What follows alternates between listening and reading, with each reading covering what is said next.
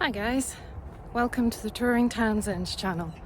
My name's Jill and the Touring Townsend are made up of me, my husband David and our motorhome. In this video I thought I'd run through our background in motorhoming, what we've been doing the last few years, and then tell you all about our brand new motorhome that keeps breaking down. We started motorhoming in 2012. We rented a motorhome and we took it to Europe and travelled around for 3 weeks with two of our children. We had a fabulous time. We tried campsites, we tried airs, and we really enjoyed the freedom to just follow the weather and go where we fancied. So we did it again in 2013, 3 weeks in the summer, but this time only one of the children. And we had another fabulous time. Unfortunately, the children are less enthusiastic, so in the end we decided we needed to wait until it was just the two of us to travel and then we could do what we wanted. So in 2015 we went to the motorhome show in the NEC and from there we bought a motorhome. We've got a real list of things that we wanted, we knew exactly the layout, etc. and we bought a Bursner XEO.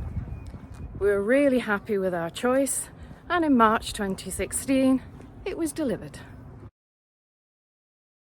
So we set off and we travelled weekends, holidays, as much as we could while we were still both working full time. So we continued to travel in our motorhome as much as we could in between work and other commitments until COVID.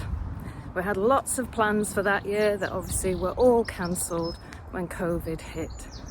And this was really difficult. We were so used to getting away as often as we wanted in the motorhome and suddenly we couldn't travel. And this started to make us think more about the future and how much we enjoyed travelling compared to working.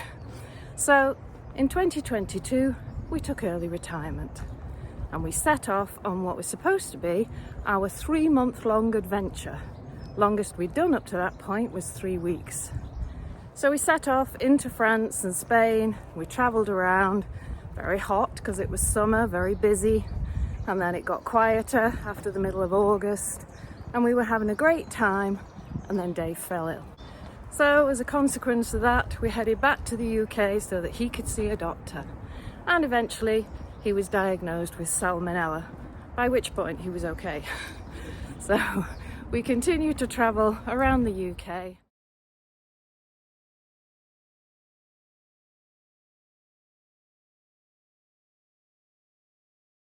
And during this time we started to think that maybe it was time to change our motorhome and get something with a different layout that was going to work for us in these longer trips that we wanted to take. So we went to the motorhome show at the NEC in October and we ordered our new van.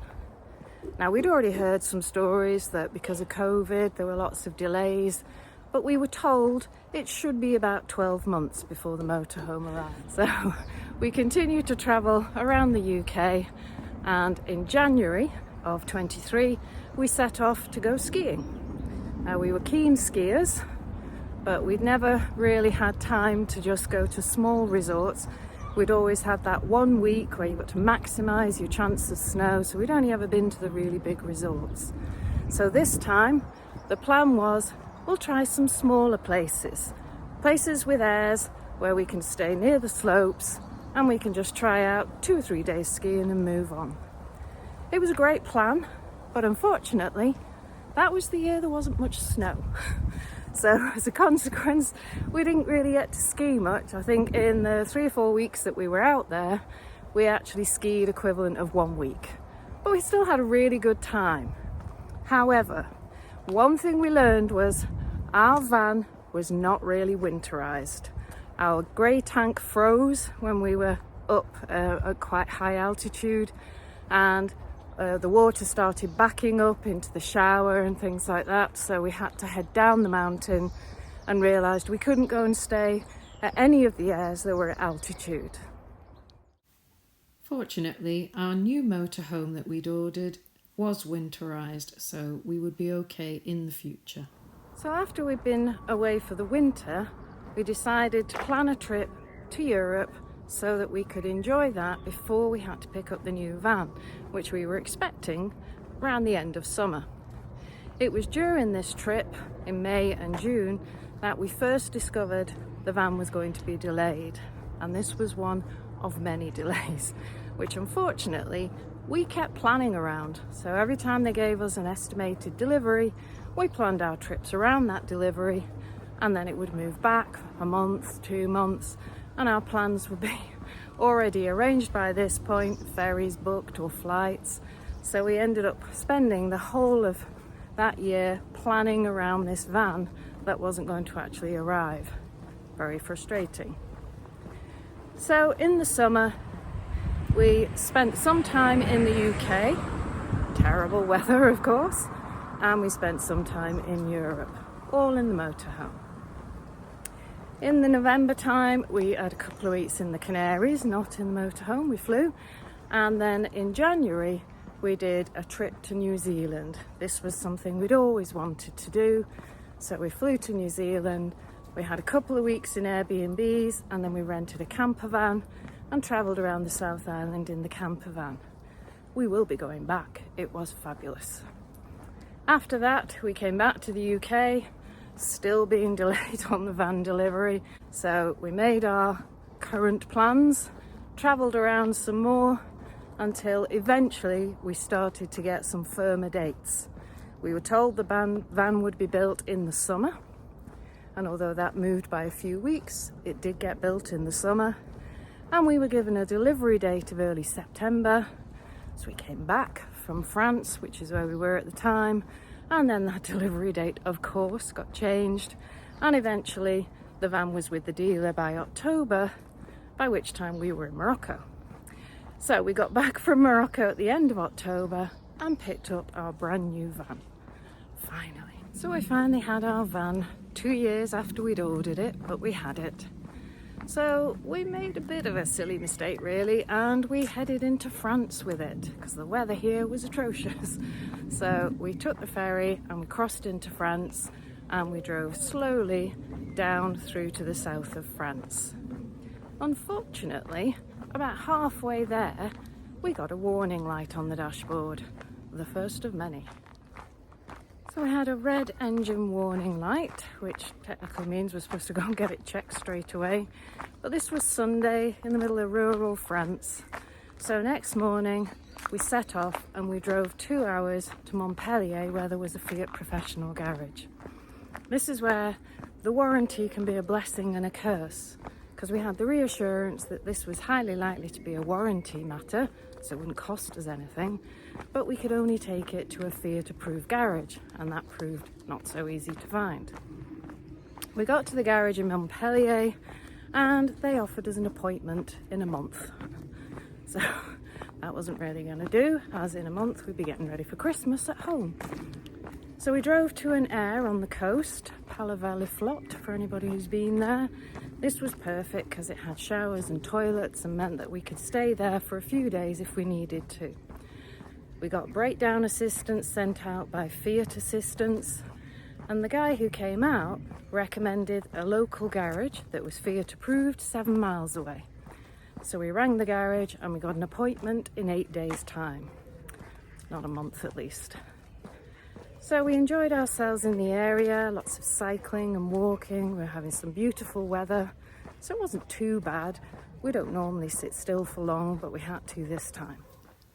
So after 8 days, we took the van to the local garage where they had a quick look at it, appeared to just top up the coolant, reset the light, and told us that we were good to go and not to worry if it happened again. So we continued on our trip, slightly nervous, but everything was fine. We had about 3 or 4 weeks in France and came home and had Christmas at home, all good. After Christmas, we were planning a trip to Scotland. So we set off a couple of days after Christmas and we drove to my sister's first of all, so we could spend New Year there. And on arrival, we parked up the motorhome, went in, had some lunch, came back out to discover the water pump running. Now, we eventually discovered that the water pump was running because the hose under the sink had detached itself at some point, This triggered the pump and it had emptied all of the water in the tank, and unfortunately we'd put quite a bit in, and this was all over the underfloor of the motorhome. Fortunately, it didn't damage any electrics that we know of, but we did have major cleanup of boxes of cereal and all sorts. So that wasn't a great start to the trip.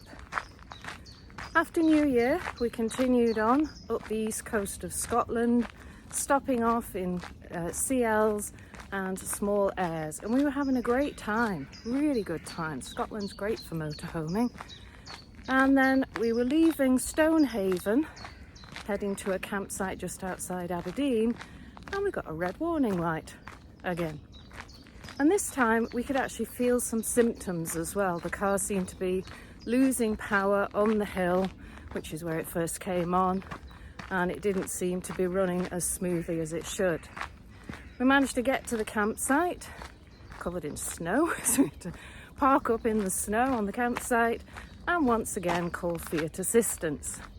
Now, our first dealings with Fiat Assistance were with somebody who was a French speaker, dealing with people in France, and she'd been very good. Back in the UK, not so great. So we had a lot of phone calls. We ended up staying on that campsite for 2 days and a bit, which they didn't charge us for, thankfully, before they eventually managed to find a breakdown lorry that was able to cope with a van of our size. You'd think this would be something that they would check before they task somebody to retrieve you, but they didn't. So eventually the van got towed. We were under the impression that it would be taken to a garage where they would immediately try to repair it. But we were told, no, we're going to take it to the compound. It'll stay in the compound over the weekend, and then it'll be towed somewhere sometime next week. Everybody's really busy at the moment, so I can't promise it'll be on Monday. So this was a bit of a blow to us. We'd hoped to be able to continue on with our trip once the van was fixed, but it didn't sound like it was going to get fixed very quickly. So we hired a car, courtesy of Fiat Assistance, and we drove home. We then had the frustration of sitting at home trying to get updates. The van got taken to a garage, I think on the Monday, who refused it because they didn't deal with vehicles of that size. It got taken back to another compound. It sat in that compound for several days. Then the driver of the lorry that was going to take it to a garage was sick, so it sat for another couple of days. And eventually, I think it was a whole week later, it was delivered to a garage. They then promised that they would look at it as soon as possible, but they did have a queue of vehicles in front of it. Meanwhile, our trip was all ticking away. So eventually they looked at it and they diagnosed it as a software issue. They ran some updates and they felt that it was fixed. We hired another car, courtesy of Fiat Assistance again, and we drove ourselves all the way to Perth and picked the motorhome up.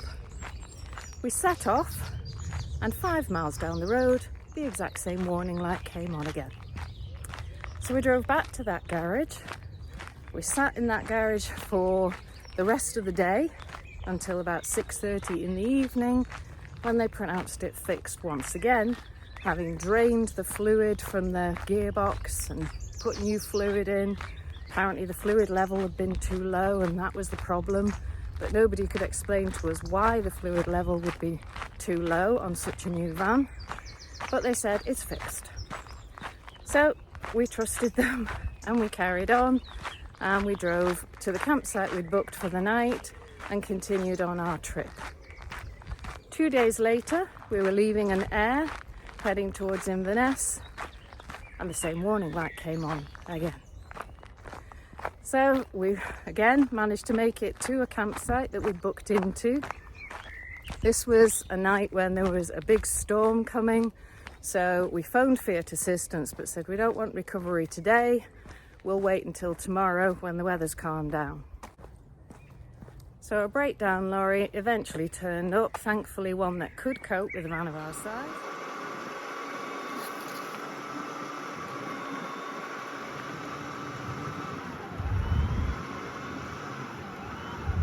And we were towed to a garage in Inverness, one that we didn't actually think would take the van, but Fiat Assistance insisted that they would. So the van was left there. It was a Saturday, so nobody was there apart from the sales team, so they took the keys. We hired another car, courtesy of Fiat Assistance again, and we drove home to await news of our van once again. As we thought, the garage in Inverness rejected the motorhome, and eventually it was transferred slowly to the garage in Perth where it had been originally fixed. And we waited, and we waited. The garage was busy, so it didn't get looked at for several days. Then they were trying to diagnose the problem. They had to talk to Fiat professional team. They weren't sure what to do. And eventually the decision was made to put a new gearbox in. Bear in mind, we only picked this van up in October. This is January, and they're putting a new gearbox in this brand new vehicle. So we were not overly impressed. Frustratingly, we were also due to fly out to Thailand. So we had to fly off on our trip with the van at this garage, hopefully being fixed. Not sure how it was going to get back to us when we weren't at home, but just hopeful that it would get fixed. So we were in Thailand trying to enjoy our trip and constantly fielding phone calls and emails. The garage said Fiat wouldn't approve the work because it was going to take longer than they thought. We then had to contact our dealer that we bought the motorhome from. They then told them how to apply to Fiat to get it paid for. They then went back to Fiat. It was a very lengthy process and very time consuming and very stressful because we were miles away. There wasn't anything we could do about it, and we were getting more and more frustrated with this garage. Anyway, they started to fit the gearbox just about the time we were coming back from Thailand, which was a 6-week trip. So we thought, okay, they're going to fit the gearbox. We should be able to get the motorhome back within a week of getting home. Then we get a message, we're having a problem. We've had to contact Fiat's professionals to find out what to do. At this point, we ended up going to customer service at Fiat and saying, this is not good enough. What are you going to do about it? So they chased it up and they said it'll take a couple of days for the technical team to look at it and get back to you. Eventually, the technical team got back to the garage and informed them that they needed to fit a different gearbox. So nobody's actually said so, but it sounds like they ordered the wrong gearbox and tried to install it. So we then had to wait because, of course, the new gearbox wasn't in stock. So we had to wait for the new gearbox to come in stock before it was finally delivered and fitted. And we got the van back at the end of April. Bear in mind, it went in for repair in January. So we thought, okay, this has been an absolute nightmare. Let's try and fall back in love with this brand new van that we really wanted. We waited 2 years to get. So we took the van on a tour of the south coast, trying to rebuild our confidence really and start to believe that everything was going to be fine now. All of the problems were out of the way. We spent about 3 or 4 weeks travelling along the south coast, really enjoying exploring areas we hadn't been to before and starting to think that we would be able to do our next big trip, which had been planned for a long time, to Shetland.